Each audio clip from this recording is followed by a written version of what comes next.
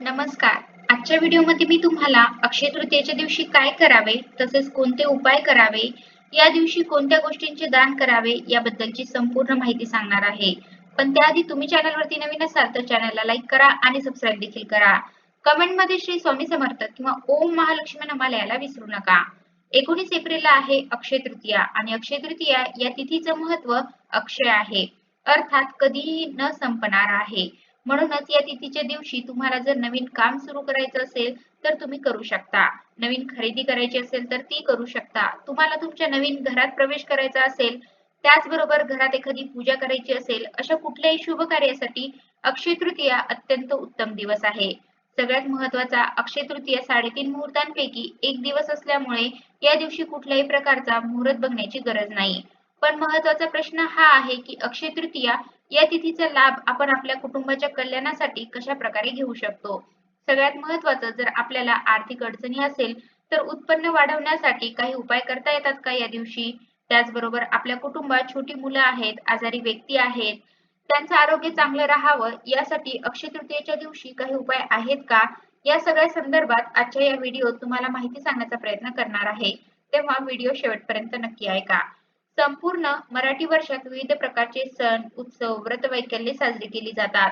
भारतीय संस्कृती आणि परंपरा यातील सण, उत्सव आणि व्रत ही केवळ धार्मिक किंवा सांस्कृतिक दृष्ट्या नाही तर वैज्ञानिक आणि आरोग्याच्या दृष्टीनेही महत्त्वाची मानली गेली आहेत. 3.5 शुभ मुहूर्तांपैकी एक असलेल्या अक्षय तृतीयेचा दिवस विशेष आहे. वैशाख शुद्ध तृतीयेला अक्षय तृतीया साजरी केली जाते, जी यंदा आलेली आहे 19 एप्रिल रोजी. अक्षय म्हणजेच कधीही क्षय न पावणारी. या दिवशी जप, होम, दान इत्यादी तुम्ही गोष्टी केल्यात तर त्याचं पुण्य अक्षय असतं, जे कधीही संपत नाही असं असतं असं म्हटलं जातं.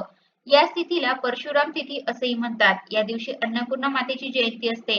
नरनारायण जयंती असते, परशुराम जयंती असते, बसवेश्वर जयंती तसंच हयग्रीव जयंती सुद्धा असते. म्हणजेच हा दिवस किती खास आहे यावरून तुमच्या लक्षात येईल. या दिवशी लक्ष्मी मातेला प्रसन्न करण्यासाठी विशेष पूजन केलं जातं. भगवान श्रीकृष्ण अर्जुनास सांगतात की या तिथीला केलेलं दान, हवन तसेच देव आणि पितर यांच्या प्रती केलेलं कार्य कधीही व्यर्थ जात नाही. अक्षय तृतीयेला जैन धर्मामध्ये सुद्धा महत्त्व आहे. जैन धर्मामध्ये या दिवशी व्रत करण्याचं महत्त्व आहे. वृषभदेव यांनी पूर्णत्व प्राप्त करण्यासाठी 1 वर्षाच्या काळात अन्नपाणी ग्रहण केलं नव्हतं. व्रत समाप्तीनंतर त्यांनी हस्तिनापूरच्या श्रेयांश नामक राजाकडे उसाच्या रसाचे प्राशन केले आहे आणि त्यानंतर त्या राजाच्या राज्यात धनधान्यासाठी कधीही क्षय पडला नाही. त्यामुळेच अक्षय तृतीयेस इष्यू तृतीया असेही म्हणतात. या तिथीला केलेलं दान अक्षय असतं. या दिवशी भगवान विष्णूंची आणि माता लक्ष्मीची पूजा केली जाते.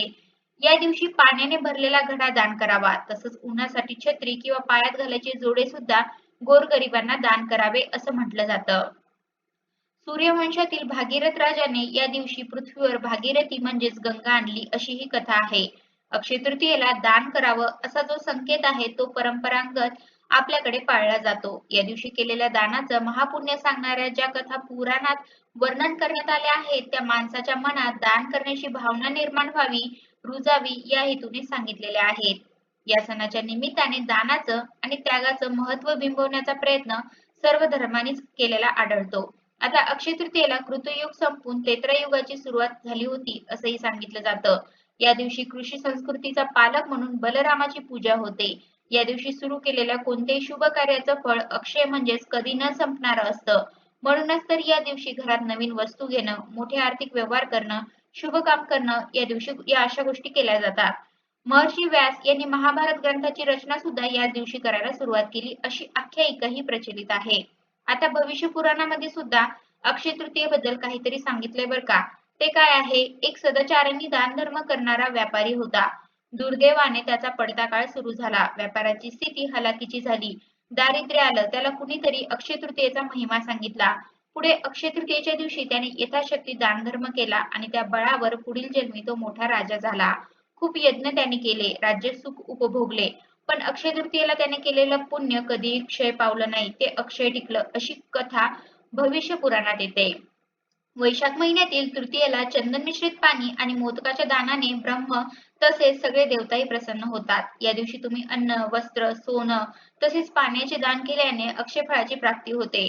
या दिवशी जे काही दान केलं जातं ते अक्षय आणि दान करणाऱ्याला सूर्यलोकाची प्राप्ती करून देणारं असतं. या दिवशी जो उपवास करतो तो सुख समृद्धीचा धनी होतो अशी सुद्धा मान्यता आहे. या तिथीचं महत्त्व तुमच्या लक्षात आलंच असेल आणि म्हणूनच या तिथीलाच तुम्हाला तुमच्या कुलदेवतेसाठी 3 गोष्टी करायच्या आहेत. तिन्हीपैकी कुठली एक गोष्ट करायला जमली तरी काही हरकत नाही. काय करायचं आहे तर या दिवशी तुम्ही तुमच्या कुलदेवतेला कुंकुमार्चन करू शकता. आई अंबिकेच्या उपासनेमध्ये कुंकुमार्चन करणं अतिशय महत्त्वाचं मानलं जातं. या कुंकुमार्चनाच्या पूजेने घरात सकारात्मकता येते. त्याचबरोबर घरामध्ये प्रसन्नता पसरते. घरातल्या व्यक्तींच्या मनामधली नकारात्मकता निघून जाते. तुम्ही तुमच्या कुलदेवतेला म्हणजे तुमच्याकडे कुलदेवतेचे टाक असतील किंवा कुलदेवतेचा फोटो असेल तर तुम्ही त्या फोटोवर सुद्धा हे कुंकुमार्चन करू शकता. किंवा तुमच्याकडे कुलदेवतेचे टाकही नाहीत आणि फोटोही नाहीत तर तुमच्या घरातल्या छोट्या अन्नपूर्णेवर सुद्धा तुम्ही हे कुंकुमार्चन करू शकता. अक्षय तृतीयेच्या दिवशी केलेलं कुंकुमार्चन तुम्हाला अक्षय पुण्याची प्राप्ती करून देतं. आता वळूया दुसऱ्या गोष्टीकडे. या दिवशी तुम्ही तुमच्या कुलदेवतेची ओटी भरू शकता.